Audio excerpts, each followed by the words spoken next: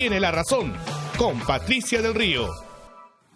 Muy buenas noches, queridos amigos, bienvenidos a Quien Tiene la Razón. Hoy día tenemos un programa muy interesante, cargado de temas legales, pero hoy es que el Poder Judicial se ha reunido para discutir el tema de la prisión preventiva. Una medida que se ha aplicado en nuestro país, hay que decirlo, durante muchos años de manera bastante arbitraria, pero claro, como esta vez se aplica a personajes que son muy visibles, a expresidentes, a altos funcionarios, a altos empresarios, empezamos a darnos cuenta, como suele pasar en este maravilloso país en el que vivimos, que se trata de un abuso. Mientras le pasaba a gente común y corriente, la verdad que nadie se había hecho esta pregunta. Nadie es un decir, ¿no? Muchas personas ni siquiera se habían enterado que existía la medida y que muchas personas no tenían la capacidad de seguir un juicio en libertad hasta que se les considerara culpables. Algunos temas interesantes que también tenemos que mencionar y que vamos a comentar con nuestros invitados es la resolución que se le da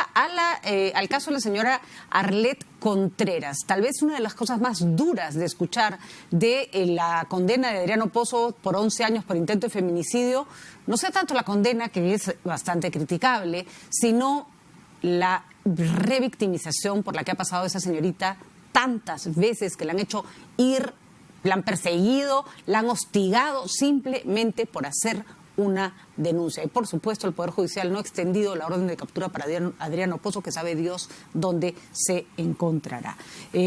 Bueno, así está funcionando nuestra justicia y son 3 abogados los que nos acompañan en esta primera parte del programa para opinar sobre este y por supuesto otros temas. Recibimos a Julio Rodríguez, abogado penalista. Julio, ¿cómo estás? Buenas noches. Roberto Pereira y al doctor Mario Amoretti. Señores, gracias por estar con nosotros. Una opinión simplemente me gustaría precisa sobre el caso Arlet Contreras, que ha sido un caso complejo porque ha tenido que traerse de Ayacucho a Lima, porque no ofrecía las garantías de un juicio justo en Ayacucho, y en Lima se le ha dado una sentencia a Adriano Pozo que la víctima no considera satisfactoria. Yo creo que ninguna víctima considera satisfactoria ninguna sentencia cuando su caso es así de grave.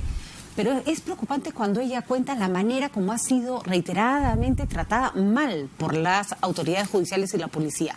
¿Por qué? A ver, Roberto, por ejemplo, tú que trabajas mucho con temas de abuso y de... Sí, bueno, efectivamente, eso es un caso que evidencia la incapacidad institucional tanto del Ministerio Público como del Poder Judicial por solucionar este caso, que es un caso emblemático, es un caso además que ha tenido mucha repercusión pública por las evidencias que se han mostrado en los medios de comunicación, ¿no? Y digo esto porque en primer lugar ha habido un problema de calificación de los hechos por parte del Ministerio Público que llevó un caso mal calificado al Poder Judicial, que generó precisamente que en el Poder Judicial hubiese una serie de decisiones no muy satisfactorias, contaminadas además por la incapacidad del Poder Judicial de poder dar una sensación, una imagen de imparcialidad en el caso. Recordemos que se discutió mucho acerca de la imparcialidad de los órganos jurisdiccionales en Ayacucho, que es la razón por la que ese caso se trae acá a Lima, ¿no? Entonces, cuando los casos se manosean demasiados, efectivamente comienza ya a generarse un problema de revictimización en las personas, y la decisión que se tome, cualquiera sea esta, ¿no?, siempre va a tener una carga de insatisfacción generada precisamente por esta incapacidad de las instituciones por dar una respuesta pronta y eficaz a un caso como este, ¿no? La sentencia va a ser siempre materia de polémica porque la calificación jurídica que se ha dado de tentativa de feminicidio, ¿no?, genera sin duda una serie de dudas. Yo no he leído la sentencia, pero el seguimiento que he hecho de los hechos me permite sostener con cierta cautela de que quizás no haya sido la mejor calificación que se haya podido dar a un caso como este, ¿no?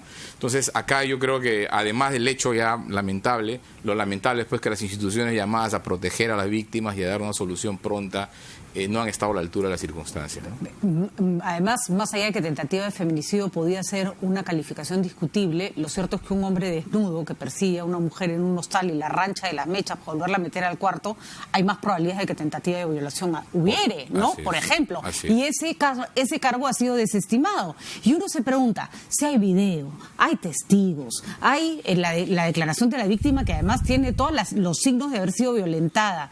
Yo digo, y la pobre mujer que no tiene nada de eso, Ya eso ni siquiera ni se acerca al Poder Judicial. Julio. A ver, mira, Pati, el tema de la víctima es un tema que a mí siempre me pareció muy interesante, incluso he tenido bastantes artículos publicados al respecto. Yo creo que en nuestro sistema de justicia la víctima es siempre la olvidada, la peor nunca parte, se le trata como debe tratarse. Acuérdate que la víctima la convocan ¿para qué? Para que sea fuente de prueba. No hay ningún tipo de valoración del trauma que ha sufrido la víctima, no se le coloca en el lugar que se debe, simplemente la convocan, como en el caso de ella, para fines de que dé su versión. 20 veces. Después 20 no importas. veces. Además. Después no importa. No quieres venir, pero tienes que ir, te traigo la fuerza. Es decir, no hay ningún tipo de empatía con la situación que pasa una víctima, peor de un delito de esta naturaleza, en donde más allá de los vejámenes que ha sufrido, el mismo hecho que se haga público en un video, no te imaginas el golpe emocional que debe sufrir esta chica, y definitivamente lo que uno puede apreciar ahí de manera clara y absoluta es la poca capacidad que tiene el sistema de justicia para tratar a la víctima como se debe. Esta chica debió haber declarado una sola vez, esa sola declaración, haberse comunicado a todas las autoridades que la requiriesen para no producir lo que se llama la sobrevictimización o la segunda victimización y hasta una tercera victimización que sufre, porque ella sufre una victimización propia del hecho, a cargo del autor del delito, una segunda victimización a cargo del sistema de justicia y una tercera victimización a cargo de la sociedad en su conjunto. Entonces, la estás llevando a un escenario en donde evidentemente los traumas que va a sufrir esta chica son, como el día de hoy se escuchó en RPP, desgarradores. Desgarradores. Sí, después de la entrevista nos quedamos todos demasiado movidos, porque tú dices... ¿Cómo se lleva una vida después de un trauma como este? Porque uno, alcanzar la justicia no borra el hecho, pero genera cierto tipo de equilibrio en la persona. Y doctora Moretti, lo que hemos dicho muchísimas veces, cómo una reparación civil de un caso tan grave como ese puede costar 20.000 soles. Bueno, eso no tiene ningún sentido. Por lo que es emblemático, han fijado la cantidad, porque normalmente se fija 1.000 o 2.000 soles. Qué horror. Y eso es algo que tiene que cambiar, ¿no? Indudablemente. Y esto parte de la Fiscalía. Una mala calificación de la figura delictiva, porque en realidad, más como acaba de manifestar hace un momento, lo más apropiado hubiese sido que una tentativa de violación. Y bueno, además de secuestro, ¿no? Porque no la deja salir, la quiere tener encerrada. O sea, hay cargos muy fuertes ahí, ¿no? Y lesiones psicológicas, que también está previsto en nuestro código como delito, y tiene una pena que puede ir hasta los 12 años. O sea, tiene bastantes escenarios. Más fáciles de probar, digamos, ¿no es cierto? Son los que había más pruebas y...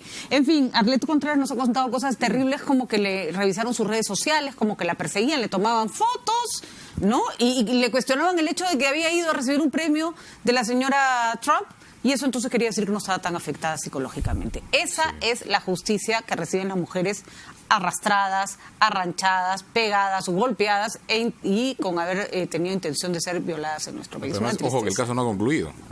O sea, no, porque hay una apelación. Todavía hay una Yo espero que esto sea como el caso de la manada en España, que al final se hace justicia, ¿no? Esperemos que haya algo, que veamos que esto tiene un final que por lo menos la deja a ella tranquila, porque esto final feliz no va a tener de ninguna manera. Nunca. ¿No? Nunca. Y ese caso de la manada es un buen ejemplo que trae esa colación, porque ese es un caso que se ha sentenciado ya en última instancia en un tiempo, ¿no?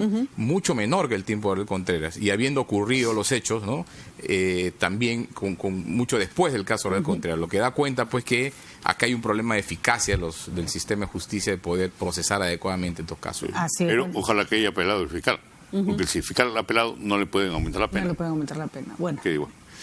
Vamos a ver, ojalá que las cosas se hagan bien en esta segunda etapa, y nuestra máxima solidaridad con Arlet Contreras. Y justamente esto nos lleva a cómo está funcionando nuestro Poder Judicial, porque parece ser muy duro, ¿no es cierto?, con determinadas víctimas, y a veces demasiado habla Goro. Por ejemplo, Goro lo mandan a arresto domiciliario, no lo revisa ningún policía. Es una locura el señor, uno de los sicarios más peligrosos del Perú, nadie sabe dónde está, ¿no? Y el caso de la prisión preventiva empieza a ser un caso que, a ver, Roberto, ayúdame a hacer un poquito de historia, sobre el que ha habido mucha bibliografía de derecho, mucha discusión de especialistas, y que recién hoy se pone sobre la discusión sobre la opinión pública a raíz de estos hechos tan visibles que tenemos. ¿Se está abusando de la prisión preventiva hace muchos años en el Perú? Sí, yo creo que hay un problema hay un problema con la prisión preventiva, pero yo creo que el problema no es ni la legislación,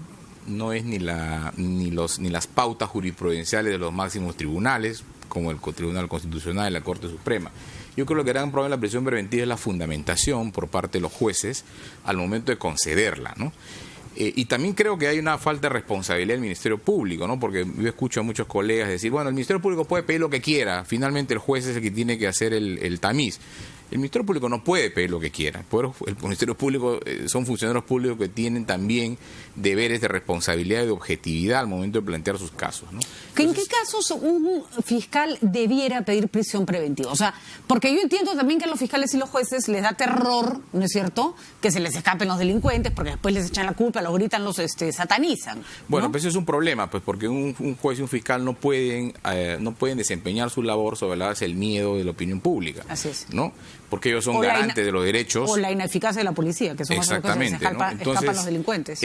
Las causales para solicitar la prisión preventiva están en la ley, básicamente el peligrosismo procesal o el riesgo procesal, ¿no? Que es el riesgo de obstaculización o el riesgo de evasión de la acción de la justicia, y esto tiene que ser pues acreditado, ¿no?, a través de una serie de evidencias que efectivamente conduzcan a un razonamiento que las probabilidades, porque acá es un juego de probabilidades, hay que predecir el futuro, ¿no?, que se vas a escapar o que vas a obstaculizar la acción de la justicia, no tengan pues explicaciones alternativas, sino de claramente una persona que va a entorpecer la acción de la justicia o que ha realizado actos de entorpecimiento o que va a fugarse, ¿no? O que podría seguir delinquiendo, por ejemplo, ¿no? Un pedófilo, por ejemplo, ¿no? Lo tienes que meter preso. Es complicado, ¿no? Pero por esa misma razón, porque es complicado, es que es una medida excepcionalísima. Se debe recurrir a ella allí cuando las cosas son evidentes que vayan a ocurrir. De lo contrario, no es posible dictar una prisión preventiva. Y el sistema opera con ese tipo de riesgo. Es decir, el sistema del Estado, del proceso penal democrático, opera así. O sea, es preferible, ¿no es cierto?, que se pueda fugar a alguien a meter a una persona injustamente en la prisión, ¿no?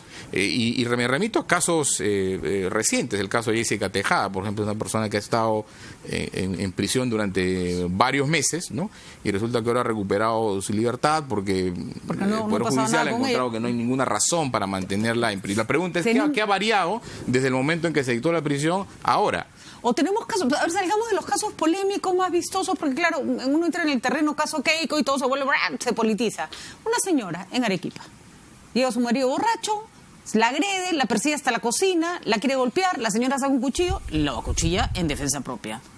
9 meses de prisión preventiva para la señora. ¿En serio? No, eso es absurdo. O la profesora que accidentó a unos niños en la avenida Encalada, ¿no? Obviamente, nadie dice que la señora que acuchilla al marido no se le debe procesar, investigar, y que la señora que atropelló a sus propios alumnos se le da a perdonar. No, tiene que seguir un juicio. Pero ¿qué riesgos significan para la sociedad esas personas libres? Que supongo, Julio, esa es la valoración que se hace, ¿no es cierto? A ver, lo que sucede, lamentablemente, Pati, y es correcta tu apreciación, eso es lo que se debe tomar en consideración. En el Perú esto ha ido migrando de espaldas a las recomendaciones de organismos internacionales, de espaldas a sentencias de la Corte Interamericana de Derechos Humanos, de espaldas a lo que dicen los expertos, especialistas en procesal penal, porque, por ejemplo, en el Perú todo se comenzó a flexibilizar con carácter excepcional, pero como tú sabes, lamentablemente acá la excepción se convierte en la regla. El caso de la profesora, este es un delito imprudente. La regla era, nadie debe ir a prisión preventiva en delitos imprudentes. Esa es la regla. Y la regla en todos los demás países. Porque no hay dolo. Así es. Porque no hay ganas de matar a nadie. Esa es la regla en todos los países civilizados. Pero ¿qué pasó acá? Como comenzaron a haber algunos casos de homicidios por personas que manipulaban su vehículo bajo los efectos del alcohol, decían, ¿cómo se van a ir libres? Entonces comenzaron a flexibilizar las reglas por casos que se hacían públicos, y al final esta persona que jamás debió ir presa, esta profesora, distinto es porque hay una confusión. La prisión preventiva no es pena anticipada. Es una medida de aseguramiento del investigado. Yo te guardo mientras te juzgo, porque no vaya a ser que o mates o así es, o amenaces al testigo, o no tengas ningún tipo de arraigo, te vas a fugar. Por ejemplo, además, para poner un paralelo, para que las personas entiendan bien lo absurdo y que funcione este sistema, tenemos a la profesora que se fue 9 meses de prisión preventiva, pero ¿se acuerdan del caso de este tipo que borrachísimo se salta de un lado a otro en la Costa Verde, mata a unos chicos en moto, se escapa, intenta que su chofer suplante su identidad, se va del país y no le dan prisión preventiva? Entonces, ahí sí el señor se compró todos los boletos para irse a prisión preventiva, porque más allá de que el delito fue, la muerte de esos chicos no fue intencional, a pesar de que el hombre estaba borracho, hizo todo para ocultar su culpabilidad. Y eso ya es suficiente como para decir, no, señor, usted se va a la cárcel. No, y además se fugó del país. Se fugó del país. Ahí no había riesgo de fuga, ahí había fuga y suplantación de identidad y todo. Y mira, ¿no? Tú, cuando yo converso con mis alumnos, hay un caso emblemático que todo el mundo conoce, un caso público, que se los pongo de ejemplo para que se den cuenta que los requerimientos para que una persona vaya en prisión preventiva no puede ser interpretaciones, ni conjeturas, ni subjetividades del magistrado. Tienen que ser datos fácticos. El caso de Avencia Mesa, este señor Mamanchura. ¿Dónde lo encuentran a Mamanchura? ¿En su casa? No, en Tumbes. ¿Vivía en Tumbes? ¿Tenía trabajo en Tumbes? ¿Tenía familiares en Tumbes? No, no tenía nada. ¿Qué es Tumbes? Una región fronteriza. Así es. ¿Dónde va él a alojarse? A un hostal. ¿Cómo se aloja? Con identidad falsa. Ya. Tienes todos los elementos objetivos alineados de que este sujeto representa un peligro de fuga y tiene que merecer prisión preventiva. Más allá de los otros elementos que se requieren, porque no solo es la peligrosidad, que es el elemento más importante. Y San Martín lo repite a cada rato. César en sus clases, en sus conferencias, cuando conversas con él, César es muy claro. No abusen y tomen en consideración que el fundamento más importante de la prisión preventiva es el peligro procesal, o de fuga o de interpocimiento. Si no hay eso, por muy grave que sea el delito, por muchas pruebas que tenga que se ha cometido el delito, no puedes llevarlo preso preventivamente. Acúsalo, senténcialo, pero no lo mandes a prisión preventiva. Porque además me parece, doctora Moretti, a ver, ayúdame a comprender que la prisión preventiva se está usando como una especie de vamos a ganar tiempo de los fiscales, ¿no es cierto? Como no tengo tiempo de procesarlo en el, digamos, redundando, en el tiempo debido, porque me voy a extender, porque tengo mucho trabajo, eso hay que reconocerlo, realmente tengo una carga laboral enorme, lo meto preso porque no voy a hacer que se me escape, y así voy ganando tiempo para poder hacer mi caso. Pero es la libertad de la persona, ¿no? La que se está tomando en cuenta. Desgraciadamente, como dice Julio, ya la Corte Interamericana ha dicho expresamente, no se debe detener para recién comenzar a investigar.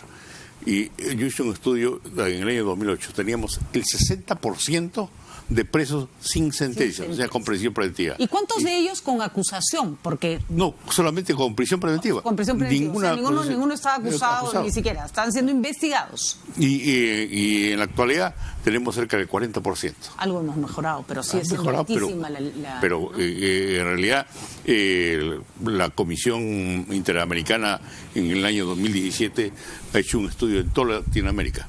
Y en el Perú es uno de los países donde tenemos el mayor número de detenidos preventivamente.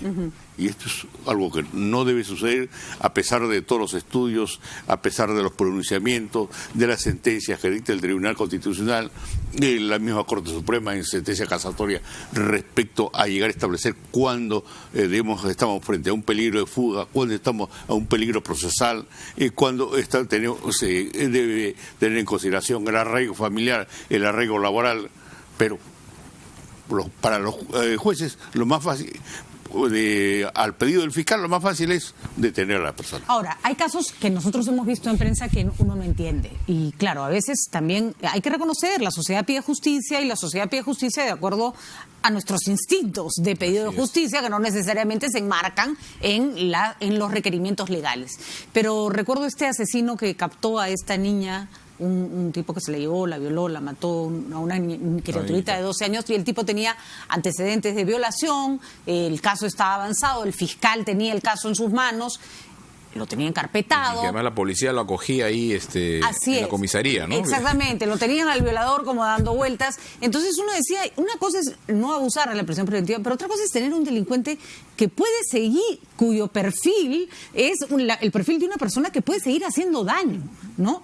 ¿Ahí se justifica la prisión preventiva? Sin duda también, ¿no? Lo que ha ocurrido es que hemos comenzado, como decía el doctor Rodríguez, a distorsionar esto por varios factores. En primer lugar, por la presión pública, ¿no? Así es. Por la demanda social. Que además es natural, hay que aprender a contenerla también, ¿no? Pero que para eso los jueces, como son poderes contramayoritarios, deben contener eso, porque es una garantía para todos. Se ha desnaturalizado la prisión preventiva también por razones de deficiencias institucionales, es decir, no tengo tiempo, no tengo capacidad, demora mucho. Entonces esos costos institucionales se trasladan a la libertad de las personas. Y se ha comenzado también a desnaturalizar la prisión preventiva como utilizándola de manera más perversa para lograr obtener información que me permita sustentar acusaciones. Es decir, para presionar a la gente, ¿no? Para que brinde determinada información. El típico caso que ahora vemos de gente que es enviada a prisión preventiva con la única finalidad para que dé información incriminatoria contra otro coprocesado. Pero entre eso y torturar no debe haber mucha diferencia. No hay mucha diferencia, precisamente. No hay mucha diferencia, ¿no? Precisamente, ¿no? Entonces, todos estos factores han comenzado a distorsionar la prisión preventiva. Por eso yo decía que es básicamente un problema de aplicación, no es un problema de legislación, es un problema de los jueces.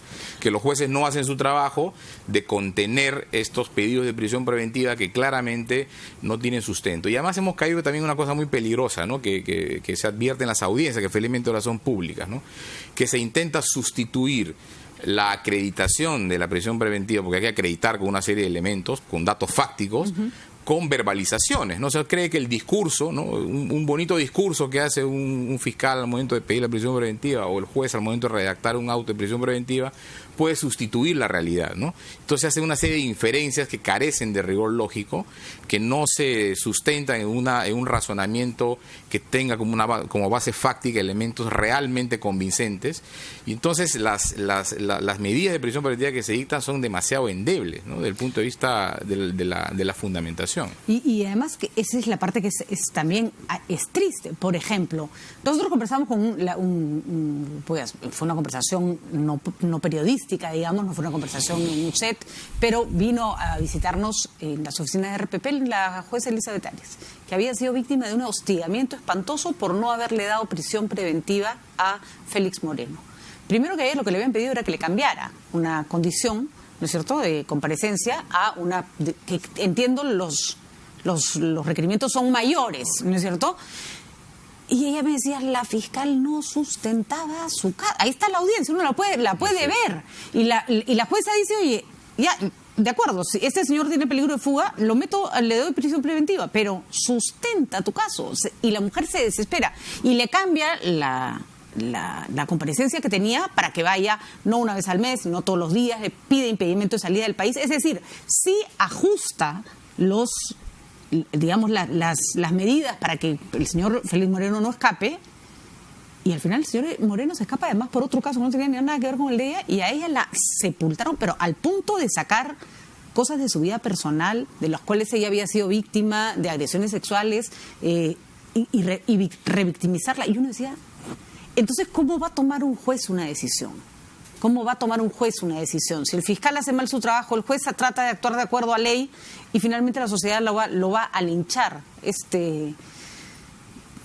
Pero además, no estamos hablando de cualquiera, periodistas bastante serios que le sacaron portadas y la hostigaron de manera horrible. Pero no solo la sociedad, Patricia, el propio órgano de control del Poder Judicial, así es. ¿No es cierto?, abre investigaciones de manera inmediata contra jueces por el simple hecho de que hay un sector de la prensa o de la sociedad que critica una decisión jurisdiccional. Hay que decir que en el caso de la señora Arias, y eso es una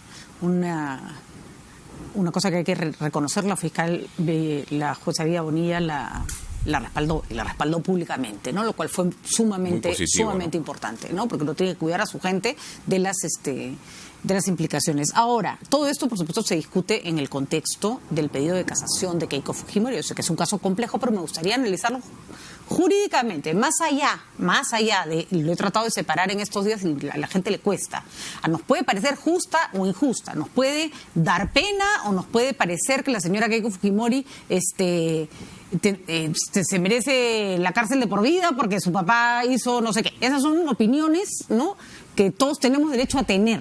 Pero visto en un estricto tema legal, es un exceso la prisión preventiva de la señora Keiko Fujimori, a criterio de ustedes, si tuvieran que analizar el caso frente a un a sustentar un caso frente a un juez? Yo creo definitivamente que sí.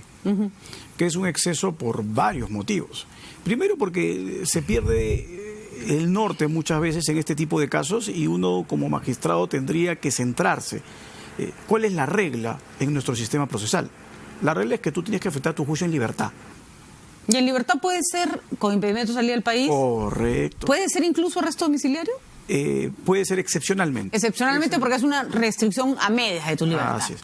Pero tú tienes una serie el juez en este nuevo modelo procesal penal tiene la posibilidad de ser bastante creativo. Como tú lo has dicho, yo no quiero que vengas cada fin de mes, quiero que vengas interdiario, yo quiero colocarte un impedimento de salida del país, un impedimento de salida de tu localidad. Es más, dime dónde trabajas y dónde vives, entonces no te mueves de esos 2 distritos o 3 distritos. Es decir, te pongo tu grillete. El juez tiene todas las posibilidades para eso. Entonces, cuando tú te das cuenta de que esta persona acaba siendo objeto de prisión preventiva porque vive en casa alquilada, porque eso ha sido uno de los argumentos, tomando en consideración que en este país no todos tienen la facultad y posibilidad de tener una casa propia. ¿Le va a usted tocar gratis, Julio, señora, empiece a guardar para la cuota inicial de la casa? Porque parece que es delito no tener casa propia. ¿Tienes familiares en el extranjero? Todos tienen que o amigos en el extranjero. No, y San Martín lo ha hecho en la última decisión que se tomó en marzo de este año. San Martín también ha sido bien claro. Muchas salidas fuera del país. Un momentito, no interesa cuántas salidas tengas fuera del país, sino cuántos regresos. Y así es. Si saliste y regresaste a tu país dentro de los plazos establecidos, ¿dónde está la irregularidad que permita una sospecha de que te vas a fugar? El TC ya lo dijo, y el TC no es que se lo haya inventado, también lo ha tomado la Corte Interamericana de Derechos Humanos. ¿Cuál es la suerte de contracara del peligrosismo de fuga? La contracara es el arraigo. Tú me acreditas arraigo, desaparece el peligro de fuga. Entonces tú tienes magistrados que dicen, tiene arraigo, pero a mí no me convence. No tan arraigo. No es de calidad. No es de calidad. Eso es una aberración. Yo quiero reconocer que tengo 3 profesionales al frente cuyas miradas sobre distintos temas son completamente distintos. Y justamente ese ha sido el interés de hacer este panel. Por eso quiero que quede claro que estamos haciendo un análisis estrictamente jurídico. Sí, claro. ¿No es cierto? Podríamos hablar de Keiko o podría llamarse la señora X, da lo mismo. OK. Mejor no. Roberto, ¿cuál es tu apreciación de los hechos? Porque la diferencia es que a Keiko se le acusa de tratar de interferir en la justicia, que es un poco más complicado, ¿no? Recordemos que esta es una prisión preventiva que es acordada por un juez, esto sube a una sala superior, y la sala superior desestima la mayor parte de razones por las que el juez había acordado la prisión preventiva contra Keiko Fujimori. Y la razón que subsiste es una razón muy discutible. Entonces, yo diría que la señora Keiko Fujimori tiene altas probabilidades de que esa casación sea estimada y que sea decretada su libertad, ¿no? O sea, si la Corte Suprema reitera estos criterios y la exigencia en acreditar estos criterios que habilitan la prisión preventiva, tiene altas probabilidades de que esa casación le sea favorable, ¿no? Porque yo me imagino en un caso de interferencia en la justicia, por ejemplo, un policía de alto rango, un juez o un fiscal que pueden mover sus hilos, que están siendo acusados de algo y pueden mover sus hilos para que la acusación o el caso vaya de un lado u otro. Pero si Keiko va presa y hay gente a su servicio que quiere seguir interfiriendo en la justicia, con ella presa eso no se va a solucionar. Interferencia en la justicia no basta con eso. Me refería yo antes con el verbalismo, ¿no? Claro, suena impactante, ¿no? Pero la pregunta es, bueno, ¿de qué manera puede interferir en concreto, en este caso concreto? ¿No? ¿Cuál es la capacidad? No, que están coordinando para sacar de la mugre en público. Bueno, son opiniones, ¿no es cierto? Pueden tener la peor opinión y me puede parecer mal o bien, pero eso en sí mismo no es una conducta idónea para obstaculizar la acción de la justicia. Entonces, el problema es que esos criterios han sido interpretados en las primeras instancias, sobre todo de manera muy laxa. Entonces, cualquier cosa es interferencia en la justicia. El imputado, por ejemplo, no asiste a una diligencia y pide que la reprograme. Obstaculización de la justicia. Es una barbaridad, ¿no? O el imputado no ha dicho toda la verdad, no ha contado, no ha revelado todo. Bueno, es su derecho, ¿no? Entonces, el trabajo de la acusación, la carga de la acusación es la carga de la fiscalía. El imputado no se le puede exigir un deber, ¿no es cierto?, de autoincriminarse, y cuando no cumple ese deber encima lo meto preso, ¿no? Ese tipo de criterios son criterios absolutamente desterrados de un derecho penal democrático, ¿no? Y doctora Moretti, en este momento tenemos ya información bastante confiable de que la señora Keiko Fujimori está pidiendo el mismo recurso que pidió Ollanta ante el Tribunal Constitucional. ¿Esto se puede hacer en paralelo al proceso de casación que todavía, además, por amor a Dios, si se inhibe el juez, reprogramen, no dilaten esto hasta el infinito, que es otra manera de maltratar a las personas? Repito, olvídense del nombre Fujimori, de maltratar a las personas que están en una situación como esta. Bueno, ya las ejecutorias que existen sobre el particular requieren, y lo señala el Código Procesal Constitucional, que haya terminado y se haya agotado la vía judicial. O sea, que es lo que hizo Ollanta Humala. Ollanta Humala se fue al tribunal, pero apenas le desestimaron la casación. O sea, que tiene que esperar su casación. Sí. Tiene que esperar. Y aquí hay... Entonces, que el Tribunal Constitucional se la va a rechazar y le va a decir, espere que termine la casación y después se lo acepto. Esa sería la... Ese sería, liminarmente, como se llama el término que se utiliza, rechazada. Pero aquí, en estas resoluciones dictadas por el juez y luego confirmadas por la sala, es de que hay una obstaculización. Pero en un procesal penal se requiere, ofrezco pruebas, actúo las pruebas. Eso no. Solamente en base a informaciones de que se ha querido obstaculizar con los chats. Eso no está inmerso dentro del proceso.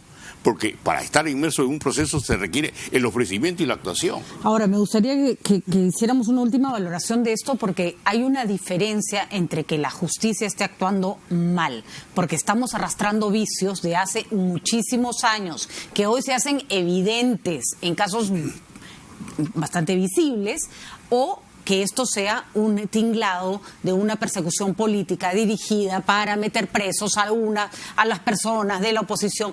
A ver, otra vez yo insisto en separar. ¿Estamos ante una mala actuación de nuestro sistema judicial o estamos frente a una persecución política, como hay que decirlo, hemos vivido en otras épocas en nuestro país? Sí, yo no creo en la tesis de la persecución política y la conspiración, ¿no? Acá efectivamente hay malos actores. Que están actuando como siempre han actuado, digamos. Y hay malas decisiones en contextos determinados. Creo que en general el equipo especial, por ejemplo la Fiscalía, está haciendo un buen trabajo, pero hay decisiones concretas, ¿no?, que son criticables, que arrastran estos vicios de hace mucho tiempo, y que los que estamos litigando en el sistema hace muchos años sabemos que no solamente ocurre con gente que tiene un impacto público, sino que ocurre también con gente que no necesariamente tiene esa relevancia pública, ¿no?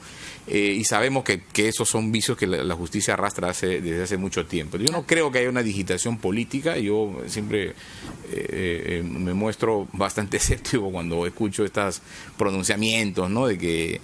Ahora, hay un error, sí, también eso también es evidente, cuando algunos jueces o algunos fiscales realizan pues pronunciamientos públicos de naturaleza política, ¿no? Eso no ayuda, ¿no? Eso enturbia la situación y da pie pues a que se emitan este tipo de opinión. No le hace, mejor dicho, le hace un flaco favor a la administración de justicia que jueces y fiscales no se comporten, ¿no?, como son jueces y fiscales, no son actores políticos, sino deberían evitar participar del debate político a propósito de sus casos, ¿no? Y también otro tema que debería evitarse, y yo que espero que la Corte Suprema lo tenga bien claro, es establecer criterios jurisprudenciales en función de las personas que están siendo juzgadas, ¿no? Exactamente, ¿no? Eso es un riesgo muy grande que hay.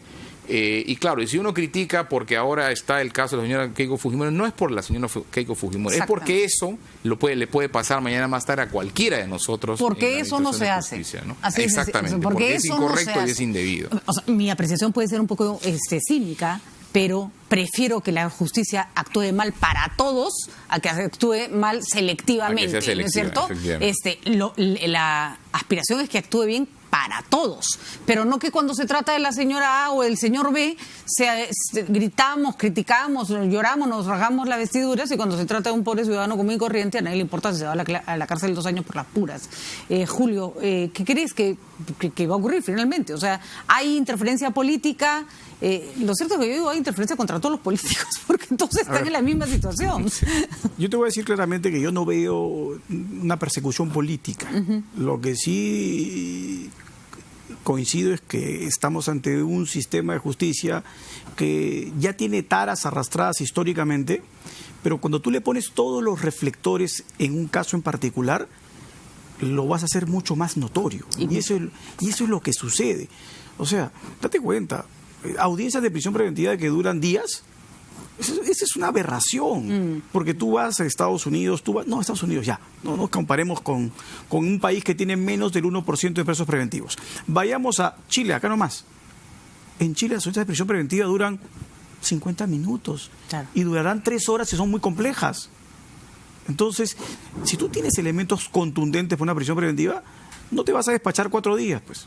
Claro, porque no se trata de probar si la persona es culpable o no. Se trata de ver si se va a escapar, no se va a escapar, si va a obstruir a la justicia o no obstruir a la justicia. Acentúas ahí el pedido y así es como se hace en otros países y se resuelve de manera inmediata. Entonces, yo no creo que estemos ante una persecución política. Lo que sí creo es que errores que se cometen en otros casos, que no tienen notoriedad, cuando los cometes en casos públicos, se hacen mucho más groseros. Así es. Y por lo tanto, si estos errores se repiten para un mismo grupo de personas vinculados a determinado partido político, claro, los espectadores políticos van a aprovechar esa coyuntura para decir allí hay persecución política. Y esto pasa por algo que además, cuando yo estudiaba en España, escuché claramente a uno de los más ilustres magistrados, a prefecto Andrés Ibáñez, que él decía que la característica más importante que debe tener un magistrado, no fiscal, magistrado, o sea, juez, es ser valiente. Ser valiente. Porque si no eres valiente, en verdad, dedícate a otra cosa. Porque un juez no está sometido a un concurso de popularidad, un juez siempre va a resolver y la mitad de las personas involucradas lo va a odiar, porque va a resolver mal para uno y bien para otro, no le queda otra alternativa. Entonces él no va a poder estar midiendo, aquí le voy a caer bien con mi decisión. El juez tiene que mirar lo que el fiscal le presentó y mirar lo que dice la norma. Punto. Además, no podemos pensar en los jueces como personas que no tienen ideas, políticas, que no tienen afinidades, que no tienen odios, que no tienen... Pero es como un doctor que tiene que operar a un delincuente. O sea, lo tiene que operar. Si al juez le llega un caso que no está sustentado, no tiene suficientes pruebas, aunque crea que es el hombre más malo del mundo, desgraciadamente no lo va a poder meter preso, ¿no? Y en este sistema nuevo, el que pierde los casos es el fiscal. Es el fiscal, no el juez. efectivamente. Este sistema nuevo, doctora Moretti, ¿está alentando la prisión preventiva o más bien es lo que ha ayudado a que disminuya? Como han manifestado Julio y Roberto, tenemos un problema de las personas encargadas de aplicar. En este caso concreto, como decía Julio, una audiencia de prisión preventiva no puede durar horas, ni días, porque es una sola audiencia. Y aquí, en el caso de Keiko, se convocó a X número de procesados para pedirle prisión preventiva y se dividieron en días sucesivos. Y sin terminar la audiencia de todos, cortaron el de Keiko y ordenó su prisión preventiva. Eso está vulnerando el debido proceso. Nadie lo ha dicho.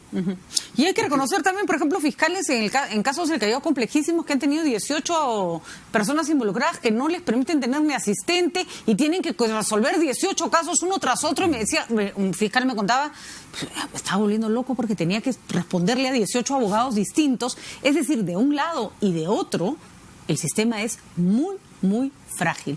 Vamos a ver, ¿para cuándo debería reprogramarse la casación de Keiko Fujimori y cuánto tiempo más debería demorar ese tema? Yo creo que mucho, ¿no? Estamos hablando de la libertad. Debería ser la Corte inmediatamente resolver el pedido de inhibición del magistrado Castañeda y si lo entiende a bien aceptárselo, pues convocar al de ley y si no lo entiende a bien, rechazárselo y que se fije la fecha inmediatamente. Ya tenemos el tuit de Juliana Loza de lo que les habíamos estado dando por adelantado, habeas corpus de Keiko en el Tribunal Constitucional. Constitucional ha sido presentado por su hermana Sachi en nombre de su familia. Es derecho legítimo que se utilicen los mecanismos jurídicos, todos los mecanismos jurídicos viables, para terminar con esta gran injusticia. Este recurso corre en paralelo a casación pendiente en el Poder Judicial. ¿Puede correr en paralelo? Va a tener una dificultad, Va a tener una dificultad procesal muy clara, pero a menos que hayan argumentado que hay una prognosis clarísima de que jamás van a querer ver este caso, que lo van a seguir dilatando, y de esta manera tal vez ahí podrían tener una posibilidad. Claro, porque supongo que la presentación en paralelo quiere decir es que acá no me están haciendo ningún caso y ya no puedo seguir Esa es la única posibilidad de sustentarlo. Esa es la única posibilidad de sustentarlo. Hay un antecedente, ¿no? En el caso de Antumala, recuerdo que había un habeas corpus, había un habeas corpus que se presentó antes que concluyera la casación y que, claro, cuando llegó al Tribunal Constitucional ya había terminado, ¿no? Por el tiempo que eso demora. Y el tribunal fue bastante laxo ahí y dijo, bueno, que en efecto así es, no había un problema ahí, porque eso implicaba dejarlo en indefensión cuando ya había llegado el caso del Tribunal Constitucional. Y además, en vista de que las cosas se demoran tanto, es como ir actuando por adelantado para que tu persona no se quede más presa infinitamente. Claro. Infinitamente. Señores, clarísimo, importantísimo. Sí, doctora Moretti, por favor. Que por favor cesen los allanamientos a los abogados, a los estudios de abogados. Así es, es algo que no podemos nosotros admitir y esperamos un pronunciamiento del Colegio de Abogados y de la Junta de Decanos porque ya es anteriormente hubo un allanamiento al doctor Oleguardia, ahora a 3 estudios de abogados, eso no lo podemos permitir bajo ningún punto de vista. De acuerdo, hay varias cosas, varias deficiencias que corregir y como bien dice el doctor Pereira, no hay que hacer jurisprudencia sobre casos particulares, hay que permitir que la justicia funcione bien e igual para todos, porque la prisión preventiva no se vuelve horrenda cuando le toca a mi amigo o cuando le toca a mi líder político, es horrenda para cualquier persona que se ve privada de su libertad cuando todavía no se le ha probado ninguna culpabilidad. Muchísimas gracias, señor. Muy interesante. Gracias. Vamos a una pausa y regresamos con Wilfredo Pedraza, abogado de Ollanta, Humala y Nair Heredia. Hoy día hubo allanamiento en la casa de los señores Heredia, Humala, por el caso Gasoducto del Sur. ¿Qué se busca? ¿Qué encontraron? ¿Por qué han entrado a casa de la señora Nadine Heredia? El señor Pedraza nos ayuda a entender esta medida que también ha sido cuestionada por algunos, pero que contaba con la anuencia del juez y con todas las condiciones de ley. Vamos a una pausa y volvemos.